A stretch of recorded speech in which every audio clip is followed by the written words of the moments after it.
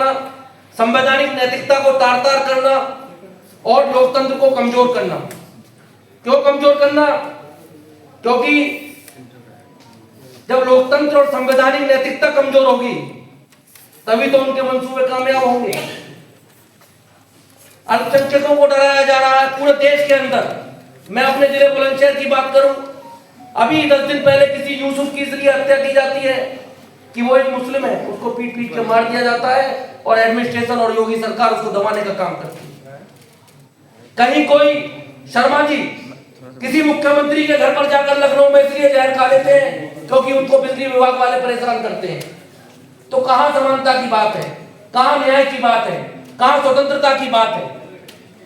हम सब देख रहे हैं कि संसद में, न्यायपालिका पर, मीडिया पर, चुनाव आयोग पर किस तरह से संस्थानों को एक ही विचारधारा के लोगों ने कैप्चर कर लिया है।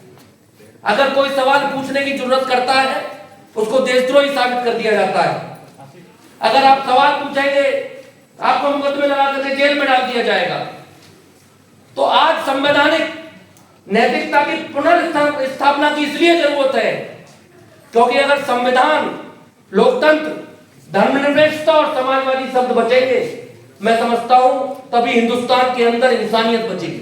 सीनियर पत्रकार यहां मौजूद हैं, तौकीर भाई भी पूरे, तभी तो वो अपने एजेंडे को पूरा करेंगे। मैं आप सबको इसलिए बधाई देता हूं। मेरा नाम असलम अहमद एडवोकेट है, सुप्रीम कोर्ट में प्रैक्टिस करता हूँ, दिल्ली में रहता हूँ। यहाँ पर आए प्रोग्राम में, इसके बारे में देखिए, ये प्रोग्राम आयोजकों ने बताया कि भारत के संविधान पे खासतौर से जो 42वां संशोधन है जिसमें धर्मनिरपेक्ष और समाजवाद पर जोड़ा गया। वैसे तो ये संस्था संविधान पे काम करती है, तो मैंने कहा कि एक अच्छा संविधान की बात हो रही है सबसे पहले, तो उसमें उस प्रोग्राम में जाएँ, इस वजह से मैं यहाँ आया। तो आपका क्या विचार है, संविधान खतरे में?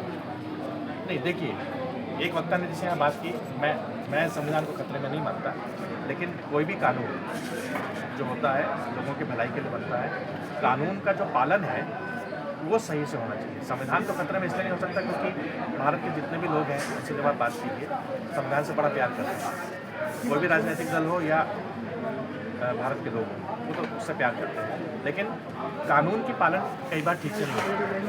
तो कानून का पालन अच्छे से होना चाहिए भारत में, और उसमें मैंने अपनी बात कही कि बंधुत्व की भावना आनी चाहिए लोगों में और बढ़नी चाहिए। लेकिन अगर आप केवल सिद्धांत रूप में संविधान को सोचेंगे तो संविधान तो सुरक्षित है, मगर प्रैक्टिकली ग्राउंड रियलिटी में लोगों के अधिकार सुरक्षित होने की जरूरत है। अभी 25 दिसंबर को ईसाइयों को उनका प्रोग्राम नहीं मनाने दिया गया, इसको क्या?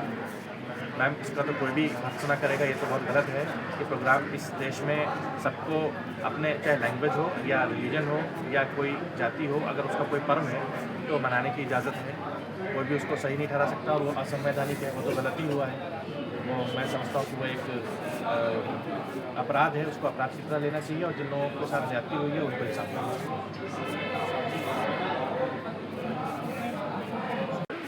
यूपीसीसी का spoke person Uttar Pradesh Congress committee का। तो ये ऐतिहासिक दिन है बेसिकली। आज ही के दिन इंदिरा गांधी जी ने संविधान की प्रस्तावना में दो शब्द समाजवाद और सेकुलरिज्म जोड़ा। शायद सबसे ऐतिहासिक पहल थी कि संविधान की प्रस्तावना को और मजबूत करना। और ये सिर्फ एक शब्द नहीं है कि पूरे देश की जो आवाम है जो ये तय करता है कि कौन गरीब होगा, कौन अमीर होगा, कौन किस जाति का होगा, कौन किस संप्रदाय का होगा, तो वो सब एक साथ मिलके वो सेकुलरिज्म वर्ड, समाजवाद वर्ड, उसी से जुड़ा हुआ है। तो इंदिरा गांधी जी ने आज ही के दिन उस दो शब्दों को प्रस्तावना में ऐड किया था। उसके लिए हम उनको नमन वंदन भी करते हैं और उनको ग्रेटिट्यूड भी भेजते हैं कि जिस तरीके के इंदिरा गांधी जी ने इस मुल्क की बुनियाद को मजबूत करने का काम किया। उनकी जान भी इसी में गई, लेकिन उन्होंने मुल्क की मजबूती के साथ कोई समझौता नहीं किया, उनको मजबूत करने का लगातार काम किया। और लगातार जो लड़ाई है इस वक्त देश के अंदर क्या है, संविधान की लड़ाई है। देश के संविधान को खत्म करने का प्रयास किया है। पूरा 2024 का जो चुनाव लड़ा था भारतीय जनता पार्टी का, उन्होंने एक ही नैरेटिव लड़ा था कि हमें 400 सीटें दीजिए, संविधान की हम हत्या कर देंगे। Somehow they got 240 seat. Why I am saying somehow? People knows how they got 240 seat. उसके बाद वो जो डरने लगे, उसी की वजह से SIR आने लगा। तो इस कॉन्स्टिट्यूशन पे ही हमला कर रहे हैं। लगातार चाह रहे हैं कि इस मुल्क की कॉन्स्टिट्यूशन को कमजोर किया जाए। और बहुत सारे ऐसे उन्होंने कृत्य भी किए। संसद भवन के अंदर प्रतिया बाटी, जिसमें ये दो शब्दों का उल्लेख नहीं था। सुब्रमण्यम स्वामी ने और कई इस चीज़ को लेके कई रेट याचिका भी डाली कोर्ट्स के अंदर, इसमें इनको हटाने के लिए बात की गई। मेंबर बिल तक लाया गया संसद भवन के अंदर चोरी से, इन शब्दों को हटाया जाए। तो ये देश सब बर्दाश्त कर सकता है, लेकिन संविधान के साथ छेड़छाड़ और लोकतंत्र के साथ छेड़छाड़ बर्दाश्त नहीं कर सकता।